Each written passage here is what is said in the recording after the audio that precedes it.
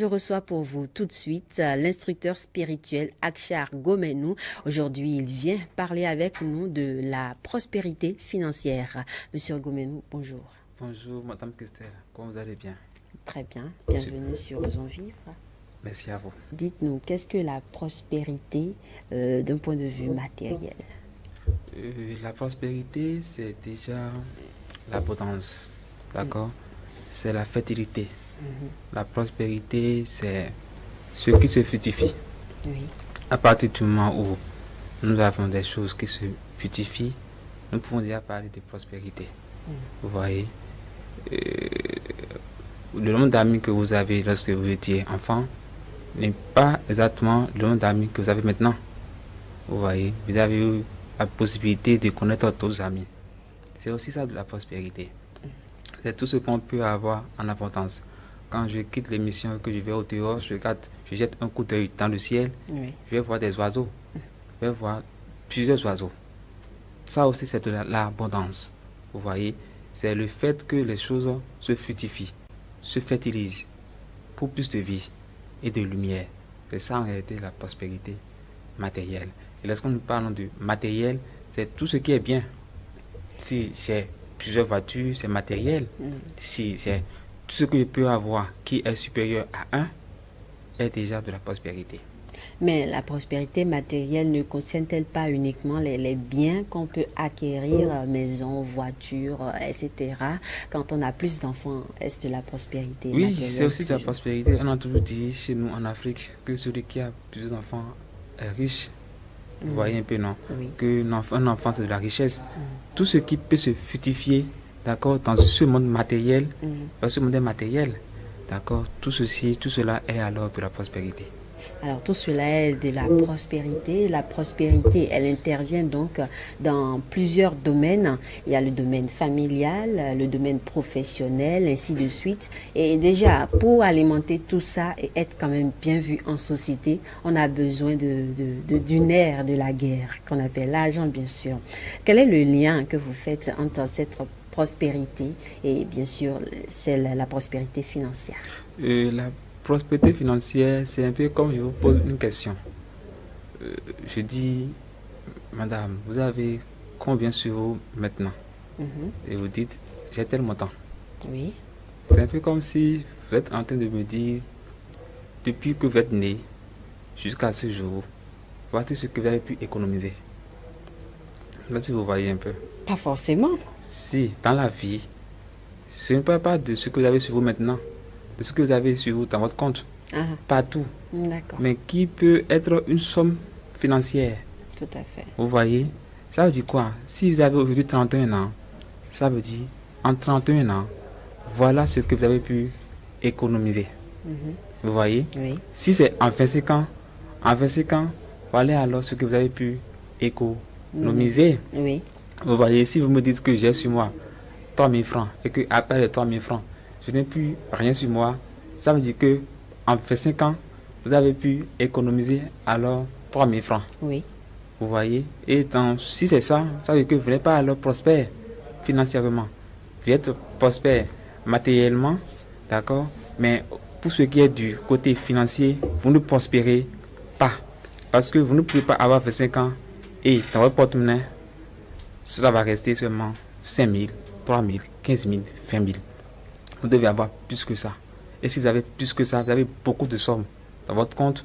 Si vos affaires fructifient et vous générez beaucoup de revenus, alors financièrement, vous êtes en train de prospérer. D'accord. Financièrement, on est en train de prospérer. Mais on est dans cette situation, toujours, on se retrouve dans cette situation de façon temporaire. C'est-à-dire qu'on a 3 000 francs peut-être actuellement dans notre porte-monnaie, mais les 3 000 francs ne demeurent pas pour tout le temps. On espère voir forcément ces revenus se fructifier, se multiplier. Comment y arriver? Quelle est l'attitude qu'on doit quand même avoir vis-à-vis de cet argent-là qui se retrouve dans notre porte-monnaie à l'heure actuelle pour le voir se multiplier? Cela me plonge d'emblée dans le livre sacré, la Bible. Il y a un passage dedans où l'enseigneur, je ne vais pas dire enseignant, l'enseigneur, le Christ disait ceci. Il dit, lorsque tu fais ton aumône, que, avec que ta main gauche ne voit pas ce que fait ta main droite. Donc, si on met un peu de l'intelligence spirituelle dans cette dictat du Christ, on peut alors comprendre que pour faire de l'aumône, c'est avec la main droite qu'on fait l'aumône. Vous voyez? Et dit que ta main gauche ne voit pas ce que fait ta main droite. Autrement, c'est n'attendez pas à recevoir en tonnant en fait. Donnez parce que vous voulez juste donner. Donnez parce que, même si vous ne donnez pas, d'autres personnes vont donner. Mais le fait de se mettre dans un état d'esprit de plus je donne, plus je reçois, est-ce que d'une certaine manière, ça n'active pas la réception? Non, ça n'active pas la réception. Et tous ceux qui le font, à un moment donné, voient que finalement, c'est pas le revers de la main, d'accord, qu'on leur rend grâce. Vous voyez, lorsque vous donnez, n'attendez pas de recevoir.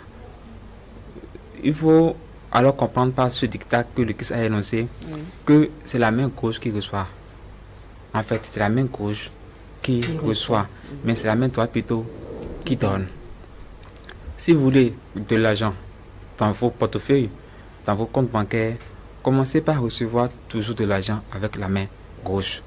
Vous savez, il y a des principes sur notre corps physique. La main droite, c'est une main qui donne en fait. Et quand on veut donner, chaque fois que ce que je veux faire, c'est un don, j'use alors de la main droite pour le faire. Oui. Mais si c'est pour de la réception, je prends la main gauche pour recevoir. Et si chaque fois j'ai l'habitude de recevoir de l'argent avec la main gauche, vous allez voir que je ne vais plus manquer de l'argent. Parce que la main gauche, c'est beaucoup une main spirituelle. Et c'est une main en réalité qui conserve en fait. Vous voyez, moi j'appelle la main gauche la main du frigo. C'est une main en réalité qui conserve les choses en fait. Et maintenant il les fait quoi? Il les fructifie davantage. Vous voyez? Parce que, vous voyez, donc il faut alors voir les choses de cet aspect. Il faut aussi le dire que en Afrique, beaucoup ont peur de la main gauche. Évidemment, j'allais le dire parce que souvent on dit on ne donne pas de l'argent avec la main gauche, on ne prend pas de l'argent avec la main gauche. Au pire, certains parents en arrivent, giflent leurs enfants pour leur dire bon, on ne fait jamais ça, c'est proscrit quoi. Voilà, vous savez, partout il y a peur, il y a pouvoir. Partout il y a interdiction, il y a un pouvoir là qui est caché. Mais comment est-ce que cet état de choses a pu s'installer pour que finalement ça devienne ce qui doit être, de ne jamais donner de l'argent avec la main gauche, ni d'en recevoir avec la main gauche? Vous voyez, si je viens vous voir et que je vous donne de l'argent avec la main droite, je vous ai donné l'argent. Oui. Mais si je vous donne l'argent avec la main gauche, je ne vous ai pas donné l'argent en fait. C'est comme si l'argent que je vous ai donné, je l'ai encore récupéré.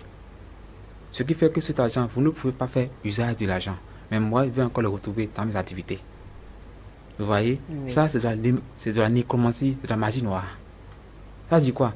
Quelqu'un qui connaît ce secret et il est devant un profane, quelqu'un qui n'a pas accès à ce secret, peut alors l'utiliser, vous voyez, et s'enrichir beaucoup. À quoi ça sert alors chaque fois que je vous donne de l'argent avec la main gauche? L'argent, vous le perdez dans vos activités ou l'argent ne vous sert à rien du tout. Ça ne sert plus alors à rien. Alors vous méfiez alors de la main gauche. Et si chaque fois je prends la main gauche pour donner de l'argent et que avec cet argent vous ne faites rien de réalisable, les autres fois vous allez dire non. Mais lorsqu'on ne comprend pas le mécanisme tout autour, qu'est-ce qu'on arrive à faire? On arrive à interdire complètement la main. Tu vois, sans comprendre en réalité le fonctionnement. En fait, la main gauche, en fait, a été ce que moi j'ai toujours appelé la main très tôt, qu'on a accusé, qu'on a victimisé. La main gauche n'a rien fait.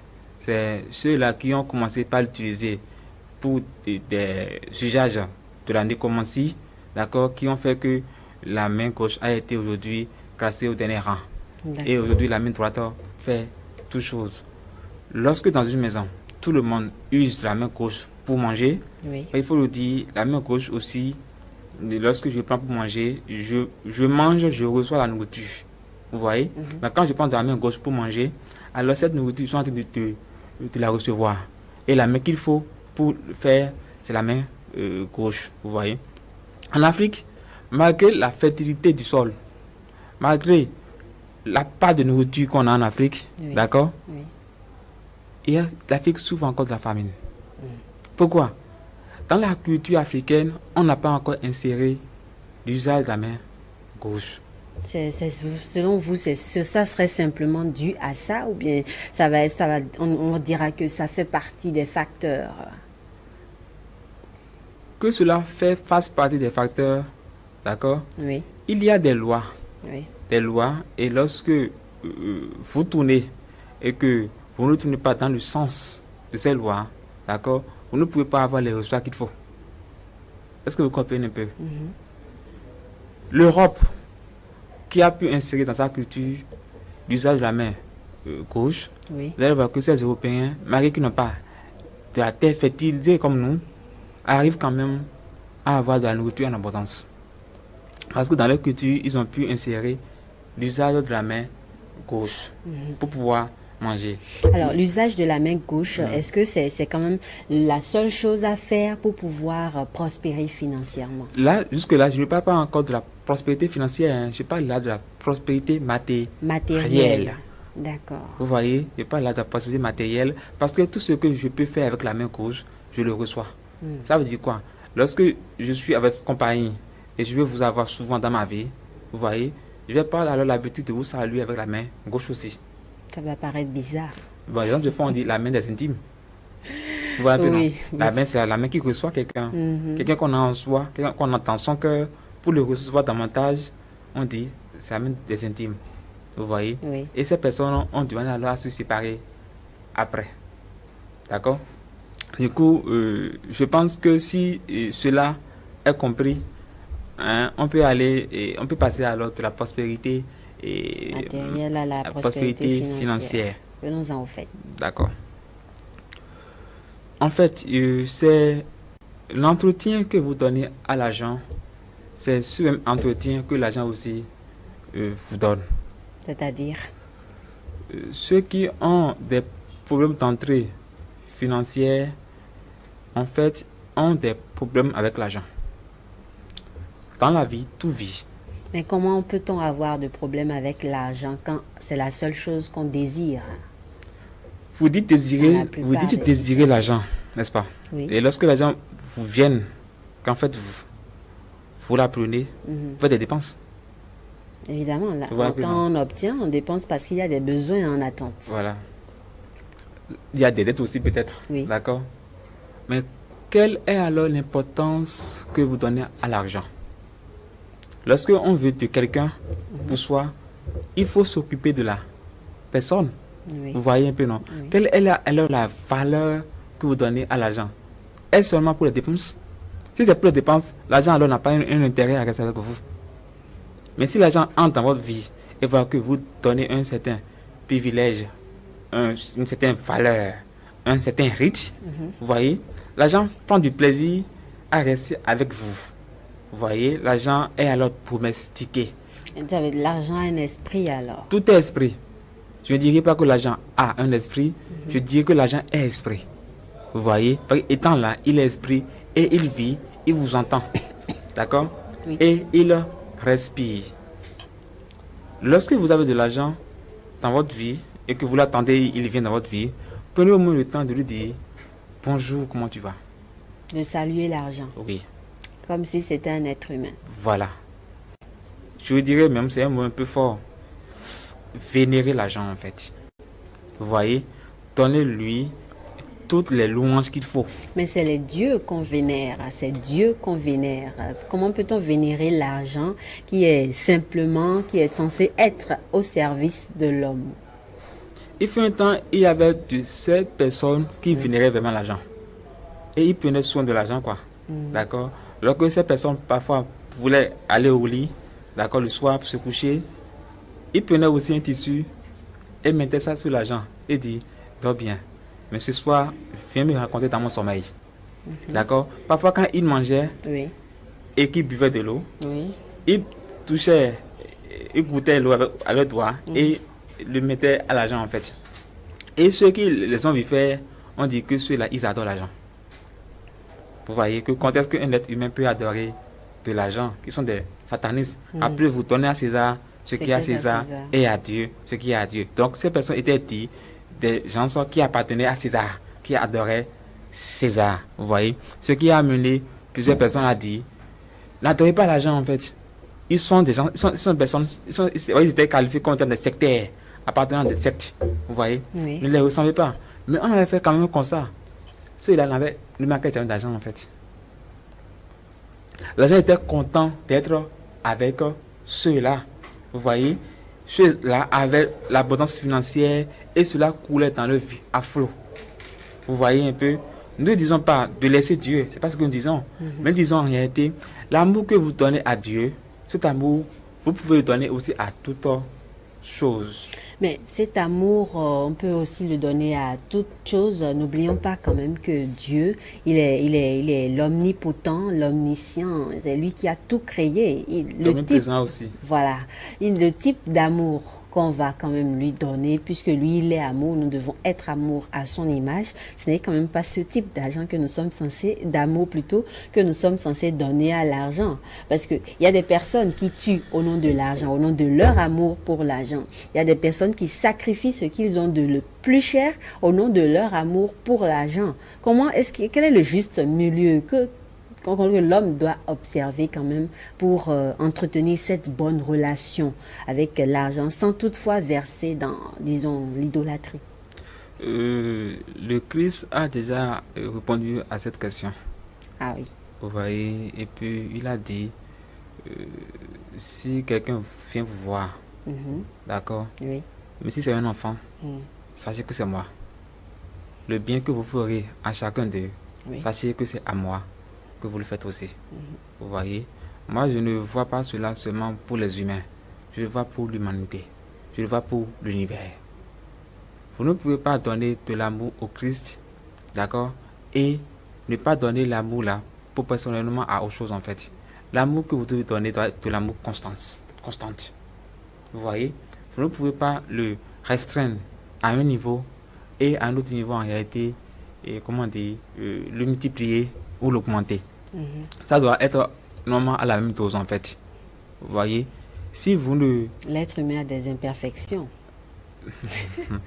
En fait, l'être humain a des imperfections uniquement pour l'être, pour l'esprit. Sinon, le corps physique est parfait dans le monde physique. Et le corps physique ne peut rien faire, d'accord, de plus que ce qui est déjà dans le monde physique. Du coup, pour le monde physique, le corps est parfait. Mais c'est quand on quitte le monde physique pour autre dimension qu'on compte avoir une perfection. Si on dit que l'homme est parfait, d'accord, l'homme est parfait, on le dit parce qu'on est dans ce monde-là. Mais quand on quitte ce monde et qu'on a un regard d'initié, d'accord, plutôt d'esprit, on voit que le corps alors n'est pas parfait. Il y a des choses que l'esprit fera, mais que le corps aussi ne fera pas. Donc il faut alors donner ce même amour, je vous assure tout. Si vous commencez par donner de l'amour à l'argent va vous donner de l'amour. Parce que c'est la valeur que vous donnez à une chose, c'est une valeur que la chose aussi vous donne. Sans toutefois tuer au nom de l'argent. Ne tuez pas au nom de l'argent. Vous n'avez pas besoin de tuer au nom de l'argent. Vous ne pouvez pas maintenant tuer un crabe pour de l'argent. Non, ça ne se fait pas. Il faut juste en réalité, par exemple, la pièce est là. Je vais prendre la pièce, ou bien l'argent que j'ai là. Oui, le billet. Je prends, et qu'est-ce que je fais? Je le caresse. Je le caresse. Vous voyez, prenez par exemple votre, si vous avez un animal domestique, d'accord, que vous commencez par le caresser. Là, vous voyez que l'animal va souvent venir à vous. Quand vous rentrez à la maison, c'est lui qui vous accueille. Oui. Vous voyez, parce qu'au début, c'est pas comme ça. Avant de vous l'avez domestiqué. Si cela peut arriver, et c'est sincère, cela peut marcher avec un animal, cela peut alors marcher avec toutes choses. Parce que toutes choses vivent. Les choses vivent. Cet instant, ce moment, ce lieu vivent. Ces caméras vivent. Et ils nous entendent. Ce micro qui est devant moi vit. Il a des oreilles, il a des yeux, il a une bouche. Vous voyez? Il m'entend. Vous voyez? Et lorsque vous allez commencer par leur donner alors de l'affection qu'il faut, ils vont se sentir vraiment affectueux. Votre chaleur va augmenter. Vous devenez alors chaleureux. Et si vous êtes chaleureux envers l'argent aussi va vous accueillir. L'argent veut visiter les gens. L'argent veut que les gens soient immensement riches. Mais à partir du moment où ces personnes ne donnent alors aucun intérêt à de l'argent, aucune valeur, car une valeur simplement de pièces ou de billets, l'argent alors n'a pas un intérêt à rester avec eux. Je vous assure, tous ceux qui ont beaucoup de l'argent, c'est les gens qui aiment l'argent. Ceux qui ont de l'argent, les gens qui aiment l'argent. Vous voyez. C'est souvent ce qu'on constate. Ouais, On ouais. dit, ah, celui-là, il aime l'argent. Après, je le Hein. connais. Alors que nous, on cherche l'argent, mais Voyez. bon, c'est mitigé quand Il y a même. des gens, quand ils peignent de l'argent, ils font un bisou. Mhm. Ils cherchent Quand ils ont trouvé, oui, ils tout font un à fait. bisou, en Tout fait. à fait. Mais ce que nous demandons, c'est vrai. Le bisou qu'il a fait, c'est déjà bien. Mhm. Mais que cela soit continuel. Si c'est continuel, vous allez voir que vous n'allez jamais manquer de l'argent.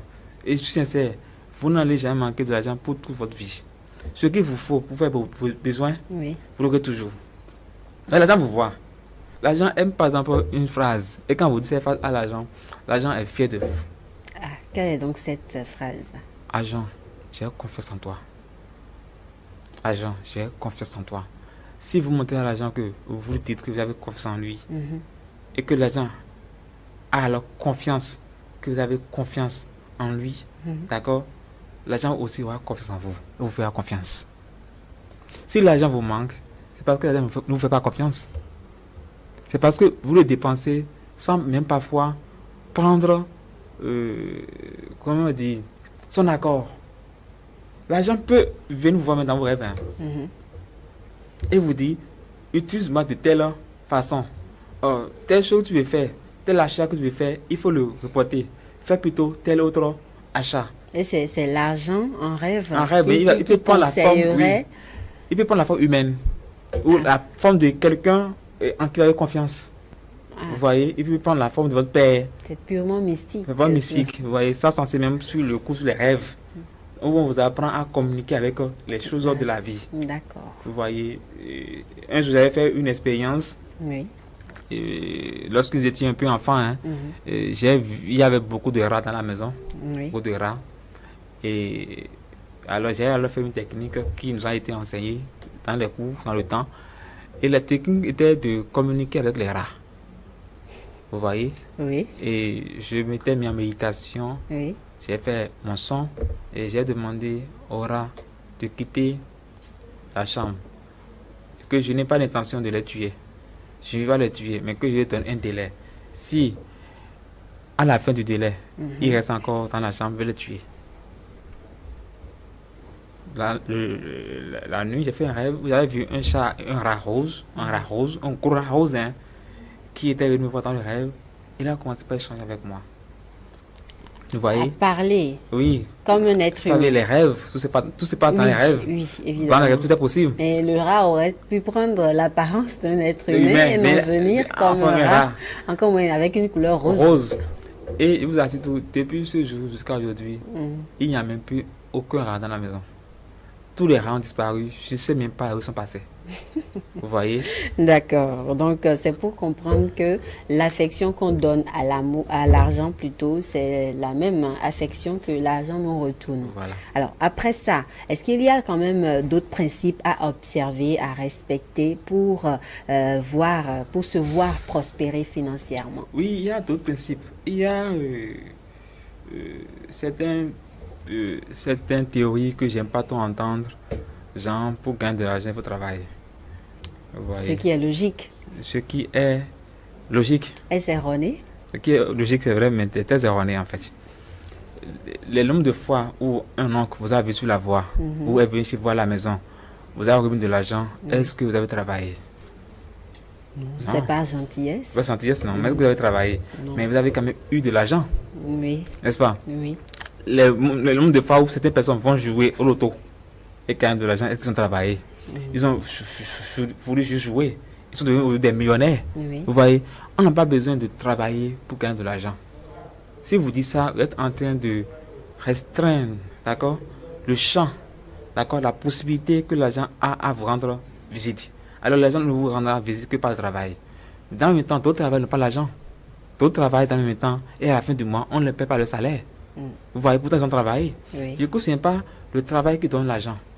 Systématique. Non, c'est pas ça. Ni les idées qu'on a. Quelqu'un me disait le fois que c'est les idées qui donnent l'argent. Ce n'est pas aussi les idées aussi qui donnent de l'argent. Ce qui donne de l'argent, c'est quoi? C'est votre rapport avec l'argent. Celui qui a un bon rapport avec de l'argent n'a plus besoin de rien en temps normal. Il saura alors que il y a un arbre. L'arbre à argent qui est chez lui. Vous voyez? Oui. Il verra que même le fait qu'il est parti saluer quelqu'un, d'accord? Oui. Ce fait peut faire que facilement il va aussi avoir de l'argent. L'argent. Ce qu'on fait et on ne trouve pas de l'argent, cette personne, elle vient, elle fait la chose et elle trouve de l'argent. Pourquoi? Parce que l'argent lui fait confiance. Et l'argent est en train de lui dire les mêmes attributs que Dieu a, je les ai aussi. Je suis aussi omniprésent. Partout où tu vas, tu peux me voir. Vous voyez? Et avoir aussi beaucoup d'argent, c'est aussi votre degré d'éveil. Vous voyez? C'est quelqu'un qui est éveillé spirituellement, qui peut commencer par avoir ces gens de conduite. Sinon, il ne pourra pas. Parce qu'avec les croyances que nous avons, ça ne permet pas. Particulièrement dans notre société, ça ne permet pas. Pas du tout. Du coup, c'est quelqu'un qui est un éveillé, qui peut comprendre cela et pouvoir fonctionner de la sorte. Vous voyez? Donc, à partir du moment où on commence par avoir cet éveil, on ne peut plus dire je suis spirituel, je ne suis même pas l'argent. Il y a beaucoup de spirituels qui se plaignent financièrement. Vous voyez? Or, votre constance spirituelle doit définir votre constance financière et matérielle. Même si vous ne fabriquez pas d'amulettes à vendre, etc. Voilà. Déjà que vous êtes dense spirituellement, d'accord? Vous attirez. Il n'a rien à faire que ce qui est en haut. L'argent qui correspond est comme ce qui est en bas. Vous voyez? Il n'y a rien à faire. D'accord. Vous voyez? Donc, il faut aussi reconnaître aussi que l'argent aussi c'est de la lumière. L'argent c'est une très vive lumière. Vous allez voir que la lumière attire beaucoup de personnes. La lumière attire les insectes. La lumière attire toutes choses. L'argent aussi attire. Donc, l'argent c'est une grande lumière. L'argent c'est une vive lumière. Ce n'est pas pour blasphémer, d'accord? Je peux vous dire que Dieu, dans sa condensation, même peut devenir agent. Parce que toute chose est Dieu aussi, de toute façon. Vous voyez, dans son même présence, Dieu est toute chose et toute chose est Dieu. Alors, on a encore quelques minutes seulement pour finir notre entretien. Et pour faire un petit résumé, devenir riche constituerait donc, selon vous, à améliorer le rapport qu'on a avec l'argent. C'est bien ça? C'est bien cela.